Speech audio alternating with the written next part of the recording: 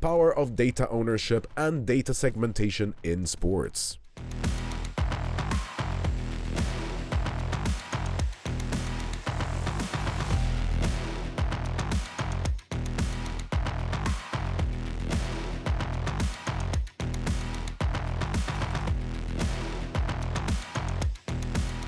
So let's continue now. It's great to have a very esteemed panel, ladies and gentlemen, and it's a great honor to be moderating it on the power of data ownership and data segmentation today. As a big data fan and involved in ventures in sports tech, fintech, and generative AI, I can't help to think that there's never been more exciting times to be involved with data and sport. Recently, I had a private dinner with the inventor of the World Wide Web's Tim Berners-Lee at Oxford University, and hearing from these innovators and pioneers of the 80s and 90s, and also learning more about what's happening about Web3 and data in the space with some of the major companies working with NASA and European space agencies, has made me realize that this is a really exciting times, and the sports industry is following in that sort of track as well. So without further ado, I'd love to introduce our panel and ask them to give us about 30 seconds intro in relation to where they come from and organizations they are heading before we actually delve into some of the questions. So let's start with you, Gabriel. Hi everyone, is this working? Yeah, okay. Hi everyone, my name is Gabriel Monidelle. I'm the CEO of a hockey league in Sweden. Hockey might not be the biggest sport here in Malta, but believe me, in the Nordic countries where it's cold and winter and dark, football and hockey are the same. So nice to be here. Thank you. Stefan. Hi there, my name is Stefan Kovach. I'm a consultant in Web3 space. I also have interest in a couple of startups, focusing in two areas. My background actually prior to getting into Web3 was gambling. I was in the gambling industry for about 15 years, 10 years at PokerStars, always on the commercial side, so strategy, product, growth, and then also on the sports side, and really trying to tap into fan engagement. Nirav. Hi, hello. Is that working? Yes. Hi, Nirav Patel, CEO of Andaria. We are a regulated EMI here locally in Malta, but also in the UK. What do we do as a snapshot? It's embedded finance, integrating into the app of sports clubs and creating effectively what is a payment solution for the clubs to pass that downstream to their fan base. And by doing that, we effectively utilize payments as a conduit to data to allow clubs to achieve their goal of client segmentation, utilize an AI data layer to absorb that data and then give back really segmented, individualized data that can then be utilized by the sports clubs in a myriad of ways. Thank you. Gabriel, let's now go to you in relation to the relevant question. So ice hockey is such a dynamic and entertaining sport to watch both inside the arena and also on TV screens or smart devices these days. You have been at the forefront of innovation in Swedish ice hockey space and more broadly too. Can you tell us a bit more about the work you've been doing recently, but also about the challenges and opportunities that exist inside the sports in Sweden and how you and your organization are leading the way? Well, we have been working now since the pandemic. Everybody was kind of hesitant, will the fans come back to the arenas? But my God, they have. But that has been our number one focus, at getting as much attendance as we possibly can. And I think that most of you know that there are four different sources of income for most clubs, whatever sports. It's ticketing, sponsorships, food and beverage, and merchandise. But what we see the really untapped potential and why we're sitting here in this environment is digital. Because, you know, every team has a huge presence on social media, apps or whatnot, but we're still not getting the money. We can't really monetize it in the way we do. And I believe that that's in a big part because our digital platforms aren't up to date. So there's a huge gap between what the Gen Z guys that was on the previous slide, what they really want, and the way they want to consume sports. They don't really want to sit like me, you know, an old man, and watch an entire game the way we used to do in the 80s and 90s. They want to consume stuff their own way when they want to. This is nothing new. Everybody here knows this, but still we have to make that shift as a sport. So that's really my focus now. How can we build like a new digital environment for any fan watching, in my case, hockey? Fantastic, thank you. Nirav, let's jump to you now. Andaria and the embedded finance solution is something you're very passionate about.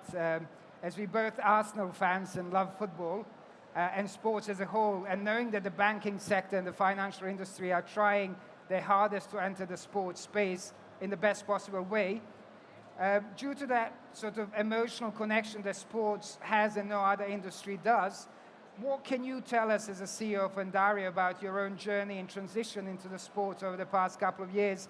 And what makes Andaria different to, for example, MBNA and what they did 20 years ago with the Premier League and EFL, and other EMIs such as Monster, Revolut, and Starling are sort of doing in the UK across Europe?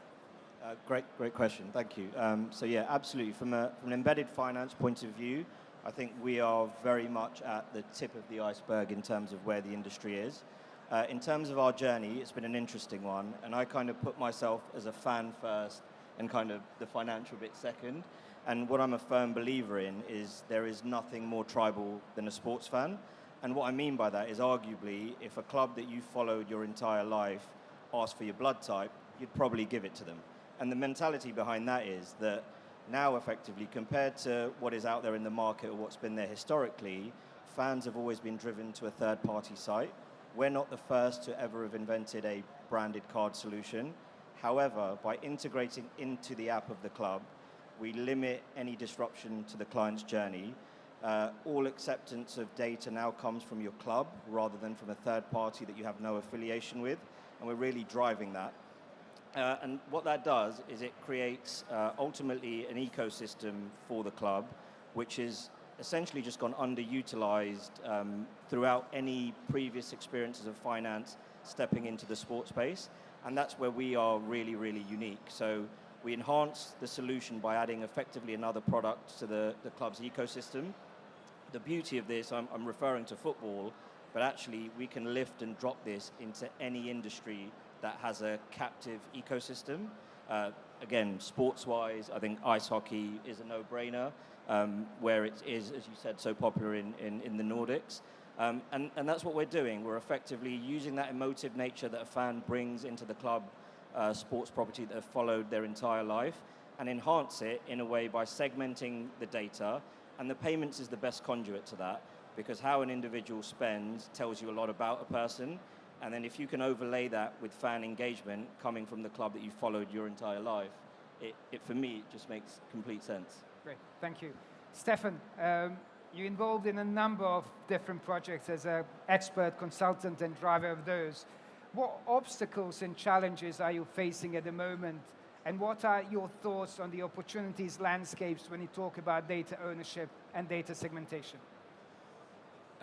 So I think the big opportunity and the thing that excites me is a sports IP might have a relationship in some shape or form with maybe 5% of their fan base, and 95% they have no relationship with.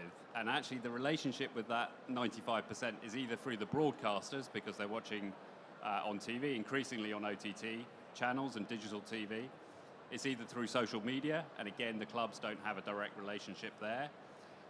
Or through merchandise. And merchandise, there's no data collecting at all. So there's an enormous amount of value left. And as to the point that there is no bigger fan than a sports fan, that relationship should be closed, right? Because there's an enormous amount of value there. So the work I've been doing is really around using Web3 to create a link, often with a younger generation, often not in the country, they could be anywhere in the world. And we've done stuff with the Australian Open, we've done stuff with the ATP, quite a lot of stuff in tennis, I've done some stuff in cricket as well. It's early days, but it's experimentation around issuing assets to fans that become their ID, become their identity, and they can enhance that asset through acts of fandom, both in stadium, but also outside of stadium. okay? And by owning that asset, they get access to like-minded fans, they get access to content they couldn't get ordinarily. There's all sorts of benefits, and ultimately, where does that lead? It could be anonymous to start off with, but the bigger, the deeper that relationship becomes, the more data you can gain at a zero and first-party level, which feeds into things like, credit card behavior, etc. So I think for me, that's the exciting opportunity. The obstacle there is there's a massive education piece. There's an education piece around the technology, and also with a lot of these sports IPs, they're kind of SMEs, and they don't have expertise in lots of different areas, and there's lots of legacy systems in there as well. So I think it's an opportunity. I think it will become more mainstream, but it's going to take a while. Sure. Thank you. Gabriel, back to you. Ice hockey is very stats-driven across the board, from athlete performance to games data. What can you tell us about a data piece today in your own league infrastructure, as well as the clubs playing in the league and their take on it, but also more importantly, their involvement with it, as well as the understanding of this huge opportunity that's staring them in the face? What is the league doing on education of these club CEOs and senior management on the power of data and how best to leverage it, both short as well as medium to long term? Just coming back to what you said about, fans, a sports fan is really, my daughter, she's 11, she loves Taylor Swift. No big surprise there. But that can't even compare to how much you love Arsenal or something like that. If budgets are tight, you might, give up on family vacations, sell a car or whatever, but I'm keeping my season tickets. That's one of the last things to go. And that's where we're at, right? So, but going back to how we work with our executives and CEOs of the clubs, I still feel we have a long way to go. Sports in Sweden have been commercialized in 20, 25 years, something like that. In Europe, add 5, 10 years. So it's still very young. Are there schools you can go to learn how to be good at sports? No. Do we have magazines or, stuff like you have if you're in banking or finance or whatever? We don't really have that in sports. If you start working for Arsenal, then you're not going to, a week later, you go to Tottenham or something like that. You stay with one team, and then if you quit that team, you're out. And that is, we lose a lot of intellectual properties and knowledge and experience and everything. So we have to be better. Excellent. So I guess to Stefan's point as well, education remains at the forefront of what the league is doing, and you as the CEO as well. Nirav, back to you. Yeah, sorry, just to add to that, I think a lot of leagues and a lot of sports have very, very complicated organizational setups and IP rights. And the US, maybe because they're slightly newer sports, generally were formed in a way which is easier in many respects. You have a body that represents the players, you have a body that represents the leagues, which are often made up of all the different teams. When you come to sports, I'm not quite sure what it's like in ice hockey, but like tennis or cricket, it's an absolute minefield in terms of trying to bring all of those different stakeholders together. So there is a massive education piece, but also something like Web3 does enable open cooperation to take place, right? You don't have to have APIs into everybody's databases. People can opt into that. So the opportunity is definitely there. To add to that, one of the challenges that we initially faced when talking to some of the sports properties was, we have to go through a tech integration. What does that mean for us in terms of cost? So initially we went in with an API solution, but we looked at that and transformed that into SDKs, so software development kits.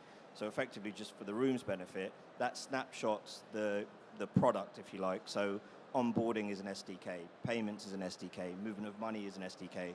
And that, while it doesn't necessarily simplify the tech effort, it simplifies the effort to bring that into your ecosystem. Now all you're worried about on the flip side is what that looks like on a screen, which, again, generally clubs are good at. Good. Nirav, I like that you guys are interacting, which is very good. Now, data is hugely important to Andaria and what it offers to its clients, both inside the sports industry ecosystem, but also outside. Can your solution be a real game changer, both on fan engagement as well as new revenue streams, and if so, how and why? absolutely. So the simple answer is of course, yes. But I think you have to now look at the starting point is, let's imagine, and we'll use Arsenal as the example, being an Arsenal fan. So let's imagine Arsenal have launched this card, I don't know, half the fan base or half the stadium have taken it up. This effectively now is maybe your 4th or your 5th card in your wallet. Why do I want to utilize my Arsenal card? I've got a Monzo, I've got a Revolut. We utilize effectively the IP of the clubs. What are clubs great at? Money can't buy experiences, loyalty. Do I want, I don't know, 5% off at Starbucks, or do I want the opportunity to go and sit on the team bus to an away game? I'm going in that direction every time. So what I mean by that is by creating that propensity to spend more and enter into a money can't buy experience, you drive more payments. Payments drives more data, and you can see how that becomes a self-fulfilling prophecy. So the evolution of that data is key. And again, it's a bit of chicken and egg. You have to get to a certain saturation of data for it to be useful to the club. Once you hit that saturation, and maybe the first inference of that is high spender, medium spender, low spender.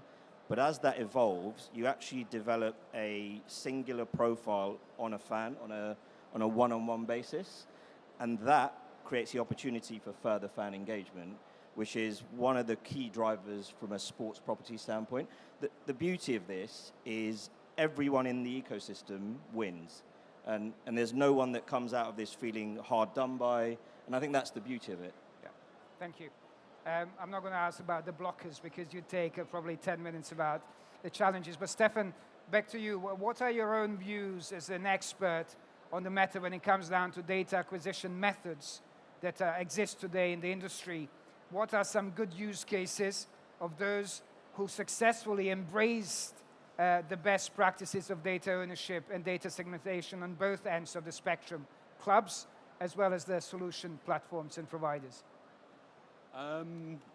It's a good question. I think overall there's a massive step forward that needs to take place with sports in terms of the data collection, and there's real opportunities all the way down the funnel from payment all the way up to digital viewership of games and rewarding fandom, which is not being exploited, right? And could be, I think, with the right tech stack and the right solutions being put in place, and that will then generate enormous amounts of zero and first party data for which clubs can then act on. And kind of ironically, the iGaming industry is fantastic at data. They know every customer that comes in, and they have very sophisticated means of kind of segmentation, upselling, cross-selling, etc. I think there are some good examples. I'm probably being a little bit harsh, but overall, there's a long way to go, I think. Sure.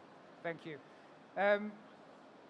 We probably don't have more time to sort of dive into a couple more questions, but I'd love to sort of wrap up today's session by sort of giving you all sort of 30 to 45 seconds to perhaps give your own final remarks and messages of perhaps the things we haven't conveyed to the audience today.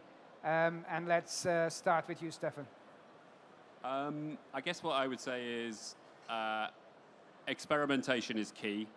We're in a world where things are changing very rapidly, particularly from a technology point of view, but also from a consumer point of view, and the consumption of sport is changing quite radically. So if I were a sports IP, I would be looking at experimenting. I know people have got a lot on their plates, but I'd be looking at making baby steps, exploring different technologies and different solutions. I also think there's a clear, and always has been a very clear, link between the gambling industry and sports. And looking at that and creating relationships and maybe using gambling operators' money to fund new initiatives is an area that we're going to see a lot more of. Thank you. Gabriel? I totally agree. Experimentation and be willing to fail and fail fast and do what's working and what's not working. I usually say like this, because I'm not going to be humble about it. We have been very successful over the last couple of years. So people ask me, so how do you do it? What do you do? And I say, we think like Mike Tyson, not that much. So that's pretty much the way to go. Fantastic. Nirav? I'm actually just going to give you a really simple use case, which hopefully some of you will be able to relate to. So a fan attends a game, a use case that is a working example of what we can do. So a fan is quite regimental in nature when he or she attends a game.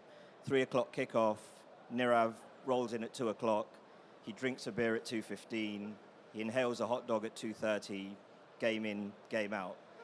By about game 4, we've found this pattern, and then now there's a push notification that comes through me on the back of that data that's been collected. This is, oh, Nirav, for the next game, turn up an hour earlier, go to concession stand 2, you'll get 50% off your beer, and then go to concession stand 4, and you'll get half price off your hot dog. What we've done now is effectively driven the fan into the stadium sooner, which has just given a revenue lift or a cross-sell or an upsell opportunity for the club, because a fan is now in the stadium an hour sooner. So again, I just wanted to simplify this as much as possible, because in nature this can kind of seem really, really complicated, but that is a really nice little snapshot that hopefully kind of explains what and how we do. Thank you so much, gentlemen, for the great insights and the use cases. Safe to say we could have filled another hour in it. Really thoroughly enjoyed it. And for the audience, we will remain here for the next couple of days, so make sure you do connect with these great experts. Thank you.